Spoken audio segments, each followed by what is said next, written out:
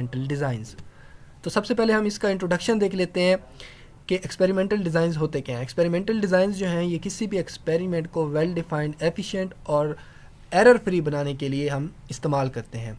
मैं आपको इसकी एक कॉमन एग्जांपल देता हूँ। लाइक एक स्टूडेंट है, उसका फाइनल टर्म का एग्ज़ाम है, तो उससे पहले जो है वो प्रिपरेशन के लिए प्लान करेगा कि लाइक वो कहेगा कि मैंने जो आसान पार्ट है वो पहले तैयार करना है, डिफ़िकल्ट पार्ट बाद में तैयार करना है। उसके बाद वो एग्ज़ामिनेशन सेंटर पर जाने की टाइमिंग को जो है वो एक फ़िक्स करेगा कि कब उसने एग्ज़ामिनेशन सेंटर पे पहुंचना है। इसके अलावा डॉक्यूमेंटेशन क्या क्या लेके जानी है। तो ये सब जो प्लानिंग है वो इसलिए करेगा कि उसका जो पेपर है वो जो है वो बिल्कुल ही एफिशिएंट वे में जो है वो कंडक्ट हो सके। तो इसी तरह जब हम किसी भी एक्सपेरिमेंट को कंडक्ट करवाते हैं तो उसको कंडक्ट करवाने के लिए हम कुछ डिज़ाइंस, कुछ लेआउट्स बनाते हैं ताकि वो एफिशिएंटली कंडक्ट हो। तो उनको हम सिंपली एक्सपेरिमेंटल डिज़ाइंस कहते हैं।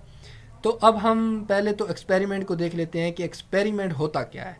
ये एक रिसर्च मेथड है जिसमें हम एक या एक से ज़्यादा इंडिपेंडेंट वेरिएबल्स को जो है मैनिपुलेट करते हैं। मैनिपुलेट करने के बाद उनका इफ़ेक्ट देखते हैं एक या एक से ज़्यादा डिपेंडेंट वेरिएबल्स के ऊपर। लाइक हमारे पास कोई 3 से 4 फर्टिलाइज़र्स हैं और वो नोवल फर्टिलाइज़र्स हैं, न्यू फर्टिलाइज़र्स बनाए हैं हमने। अब हमने उनका प्लांट्स की प्रोडक्टिविटी के ऊपर जो है इफ़ेक्ट देखना है। तो इसको हम एक्सपेरिमेंट कहेंगे। तो इसको कंडक्ट करवाने के लिए हमें 2-3 टर्म्स का पता होना चाहिए। Like treatment is a testable material applied to particular subject. ये वो टेस्टेबल मटेरियल होता है जो हम पार्टिकुलर सब्जेक्ट पे अप्लाई करते हैं। टेस्टेबल मटेरियल मतलब टेस्ट करते हैं जिस मटेरियल पे, उसको हम ट्रीटमेंट कहते हैं। हमारे केस में ये फर्टिलाइज़र्स होंगे और वो पार्टिकुलर सब्जेक्ट जिसके ऊपर हम टेस्ट कर रहे हैं मटेरियल को, उसको हम एक्सपेरिमेंटल यूनिट कहते हैं। लाइक प्लांट्स हो गए, स्टूडेंट्स हो गए। एक्सपेरिमेंटल एरर जो है ये unexplained random part of the variation in any experiment is termed as experimental error. तो like no two students are alike, no two plants are alike. अच्छा, ये वही एरर होते हैं कि जिनके लिए हम एक्सपेरिमेंटल डिज़ाइंस को यूज़ कर रहे हैं ताकि हम इन एरर्स को कम से कम कर सकें। It is a set of strategies adopted by experimenter to get valid estimate of treatment effects with minimum experimental error.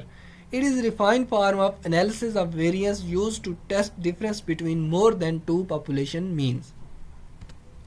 अच्छा, अब हम इसके प्रिंसिपल्स देख लेते हैं। प्रोफेसर रोनाल्ड ए फिस्चर जो था उसने डिज़ाइंस ऑफ एक्सपेरिमेंट जो हैं वो पायोनीर किए थे in his book the design of experiment.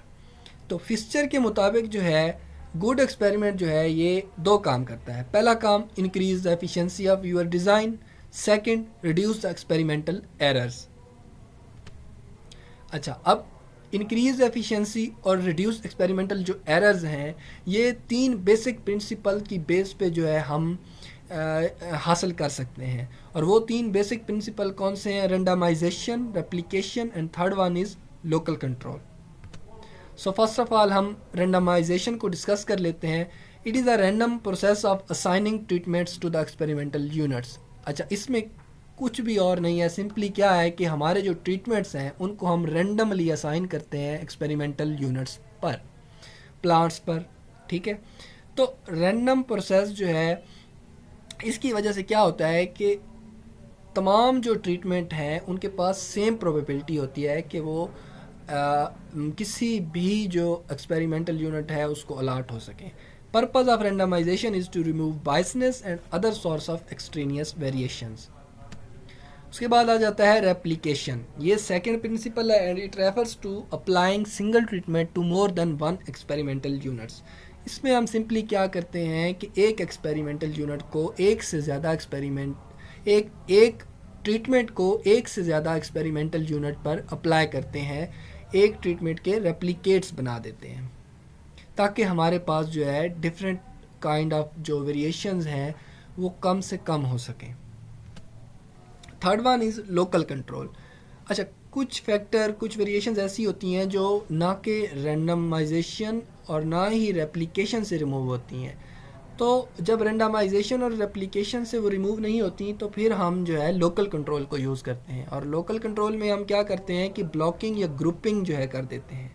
इसमें एक ग्रुप ऐसा बनाते हैं कि जिसमें हम ट्रीटमेंट को जो है अप्लाई नहीं करते।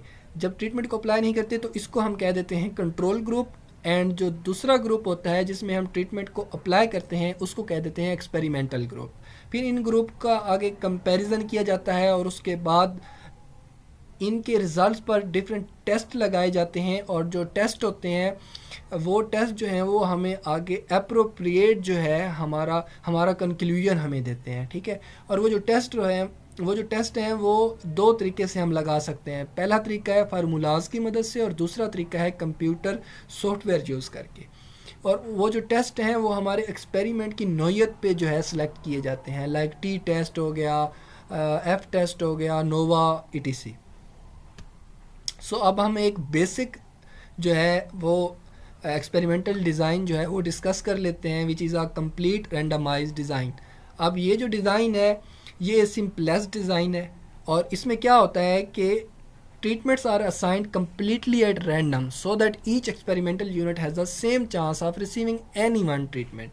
CRD is best suited for experiment with small number of treatment, and it allow every experimental unit to have an equal probability of receiving a treatment.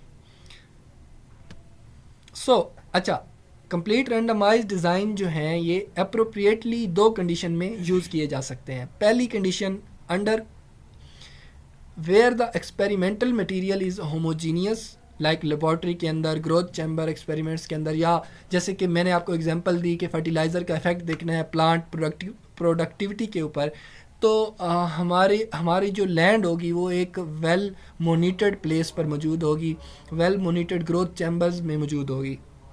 In small, second one is small experiments where there is a small number of degrees of freedom. So अब हम इसका layout देख लेते हैं। अच्छा, इसमें क्या होता है कि सिंपली हम एक्सपेरिमेंटल मटेरियल को small number of experimental units और पैचेस में डिवाइड कर देते हैं और उनको कह देते हैं N। फिर हम क्या करते हैं कि अपने चारों जो फर्टिलाइज़र हैं, नोवल फर्टिलाइज़र हैं, उनको रेंडमली इन पैचेस में डिवाइड कर देते हैं, अलॉट कर देते हैं, और एक जो है हमारा फर्टिलाइज़र है उसको हम उसकी रेप्लिकेशन करते हैं, रेप्लिकेट्स बनाते हैं, उसको हम 3 से 4 जो है एक्सपेरिमेंटल यूनिट्स में वो डिवाइड करते हैं, अप्लाई करते हैं, और इसमें हम कोई भी लोकल कंट्रोल यूज़ नहीं करते। थर्ड वन जो है ये पॉइंट बहुत अहम है कि क्योंकि ये जो है ये एक बेसिक जो है डिज़ाइन है, बिल्कुल ही बेसिक एक्सपेरिमेंटल डिज़ाइन है, तो इसमें हम लोकल कंट्रोल को यूज़ नहीं कर रहे, सिर्फ़ और सिर्फ इसमें हम रेंडमाइजेशन एंड रेप्लिकेशन को यूज़ कर रहे हैं, और उन्हीं के ज़रिए हम जो है डिफरेंट एक्सट्रेनियस फैक्टर्स को रिमूव कर रहे हैं। तो ये एग्जांपल मैंने आपको पहले ही एक्सप्लेन कर दी है। देन हम इसके एडवांटेजेस देख लेते हैं। CRD is easy to understand and calculate the variance and number of replication can vary from treatment to treatment. हम ट्रीटमेंट की बेस पे रेप्लिकेट्स को चेंज कर सकते हैं, और इसके बाद CRD has a high flexibility, तो हम जितने चाहे नंबर ऑफ ट्रीटमेंट जो है वो यूज़ कर सकते हैं। सिंपल स्टैटिस्टिकल एनालिसिस इसके लिए रिक्वायर्ड है, और it provide maximum number of degree of freedom. Disadvantages में CRD applied to only homogeneous experiments, not suited for large number of treatments, and relatively low accuracy due to lack of restrictions which allow experimental variations to enter experimental error।